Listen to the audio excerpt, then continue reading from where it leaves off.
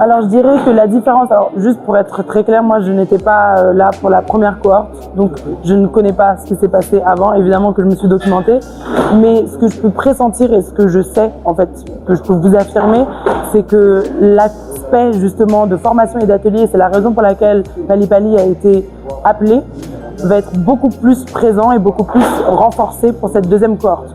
Donc en fait la première cohorte était quand même assez axée, si je puis dire, sur la communication, la mise en relation et la plateforme et la participation à des événements de la délégation de l'Union européenne. Mais cette fois-ci, pour la deuxième cohorte, on a vraiment voulu donner des outils en fait, aux participants de cette deuxième cohorte et de les accompagner en leur proposant des formations et des ateliers qui sont spécifiques à leurs besoins et qui ciblent vraiment leurs problèmes, leur apporter des solutions. C'est pour ça que nous, on est là aujourd'hui, Pali Pali. Moi, je pense que si on veut transformer la jeunesse congolaise, il faut déjà s'adresser à la jeunesse congolaise. Et c'est ce qu'on fait, puisqu'on va chercher cette jeunesse congolaise qui est très active, mais qui n'a malheureusement peut-être pas l'opportunité de s'exprimer, qui n'a peut-être pas l'opportunité d'avoir un public à qui s'adresser, qui couvre plus que leur propre région ou leur propre communauté. Et je pense que c'est vraiment le cœur de ce programme-là, en fait, c'est par la jeunesse, pour la jeunesse. Je suis Maui Kindeampa de Myriam, je viens de la province du Congo central, je suis architecte et entrepreneur. Alors ce qui manque aujourd'hui aux jeunes talents congolais, c'est de croire en eux, croire en leurs valeurs. Les jeunes talents congolais se sous-estiment. D'autres n'ont même pas le moyen aussi de s'exprimer. Par exemple, dans ma province, il y a plein d'opportunités, il y a plein de talents, mais nous n'avons pas accès à l'information. Nous avons besoin de nous assumer, nous avons besoin d'être formés et informés, mais notre région nous empêche. Alors quand vous ne croyez pas en vous, vous n'aurez pas l'opportunité, vous n'aurez pas la possibilité de vous approcher vers l'information. Parce que quand l'information ne vient pas à vous, vous devez aller la chercher. Je pense qu'il est temps de se lever, de croire en soi et de s'approcher vers l'information et tous les autres outils qui peuvent nous permettre d'avancer, d'émerger et d'innover. Alors la jeunesse congolaise est pleine d'espoir. Nous croyons à la jeunesse congolaise. La jeunesse congolaise n'est pas remis en arrière. Le peuple, la RDC, le pays tout entier croit en nous. Il est temps que nous puissions nous lever, porter des projets qui vont être des solutions réelles aux problèmes réels du pays. La plateforme, elle est assez grande. Chacun de nous a sa main à mettre pour que ce pays devienne grand, prospère et puissant.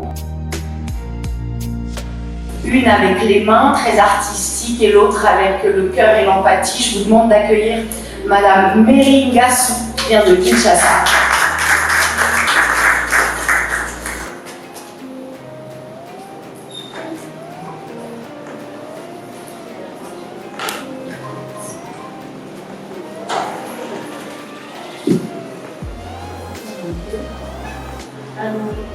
Bonjour.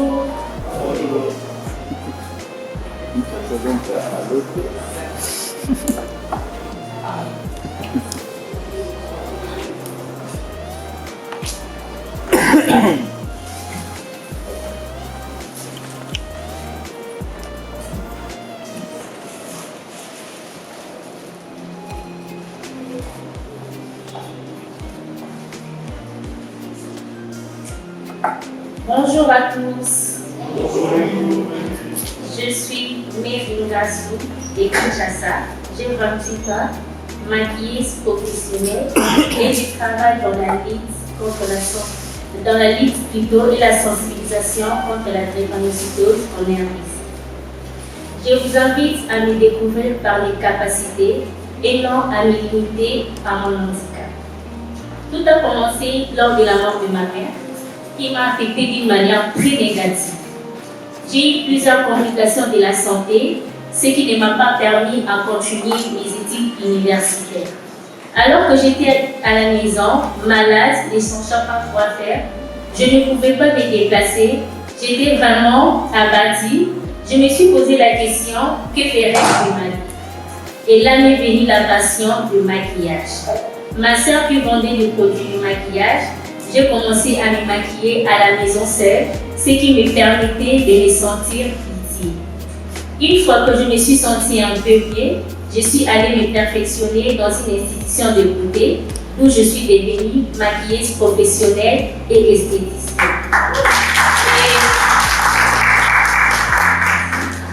Et pendant mon parcours professionnel, j'ai eu à faire face à plusieurs préjugés, à plusieurs limitations, parce que j'ai remarqué qu'il y avait des gens qui ne croyaient pas à mes potentiels, qui ne croyaient pas à mes capacités plutôt, mais qui se limitaient à mon handicap. Et là m'est venue la passion et la sensibilisation, encouragement et formation de personnes handicapées. Je travaille dans la lutte contre la drépanocytose ici en RDC.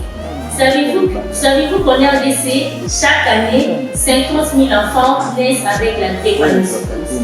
La drépanocytose est une maladie génétique qui affecte le globule rouge dans le sang. Elle est transmise par 2 parents. Donc, nous travaillons, nous incitons le GEL à faire des examens de l'électrophorèse très tôt afin de savoir leur statut pour éviter d'avoir des enfants drépanocytaires. Et nous encourageons des personnes handicapées de continuer à croire à leur rêve et de développer leur potentiel. Parce que je dis souvent, ce pays ne me définit pas. Tout est possible à celui qui pose, travaille et n'abandonne jamais. Sur plus de 2300 candidatures, ce qui est assez énorme en l'espace de moins d'un mois, si mes souvenirs sont bons. Donc il y a eu énormément de candidatures, il y a eu des très bonnes candidatures, il y a eu des moins bonnes candidatures, il y a des gens qui n'ont pas compris ce qu'était et se sont pas informés sur ce qu'était la plateforme de Booking, qui est assez complexe, qui n'est pas, comme on a dit tout à l'heure, un projet pour injecter de l'argent dans les projets des gens. Donc c'était pas ça le but. Donc certains n'ont pas compris d'abord quels étaient les critères de base et ils n'y ont pas répondu. Donc ça a vite égrené. Sur les 2300, on a gardé 600 dossiers, qui est déjà beaucoup, qui eux répondaient aux premiers critères. D'accord. Ensuite, sur ces 600 qui ont été réétudiés par une deuxième équipe sur des critères plus précis de sélection pour voir comment les uns les autres défendaient leur projet, ils ont écrit, s'ils ont écrit via l'IA directement sans répondre correctement, ou s'ils ont répondu entièrement aux réponses avec personnalité et on a ressenti très vite qui était qui. Et de là, sur les 600, on a extrait 113.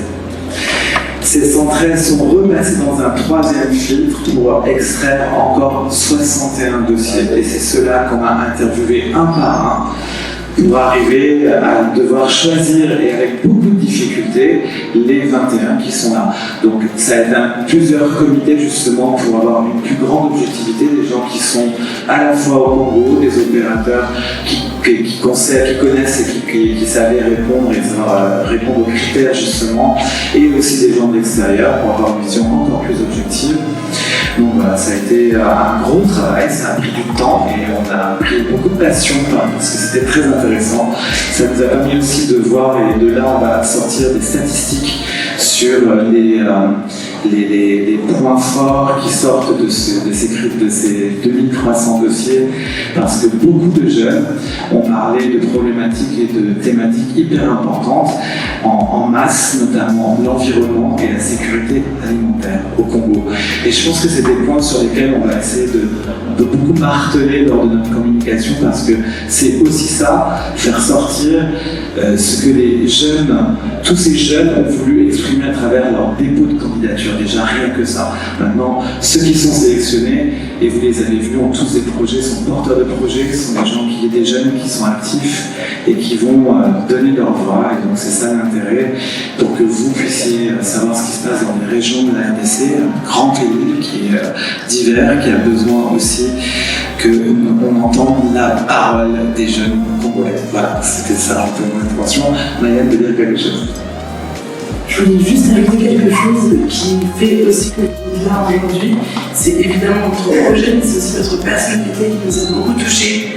Et je pense que c'est aussi un critère qui ne fait pas partie des critères officiels de sélection, mais pour nous, ça a beaucoup joué. Donc c'est aussi pour votre unicité, votre identité que vous êtes là. Donc félicitations encore une fois. Bon, c'est un moment philosophique. Merci, docteur, pour cette séquence. Absolument. Et je vous propose de poursuivre nos conversations informelles autour d'un verre. Je remercie le Centre Wallonie-Bruxelles qui nous a accueillis et ses équipes techniques. Merci les gars. Super. Merci à vous, amis de la presse et des médias. Merci à nos équipes Néo et Pali Pali. Maintenant, il est temps de boire un petit verre et vous pourrez discuter avec chacun d'eux. Merci Noko pour ta présence à mes côtés. Merci de m'avoir supporté, Stéphanie. On continue tout à l'heure de manière informelle. Merci encore à vous, messieurs et madame, mesdames de la presse.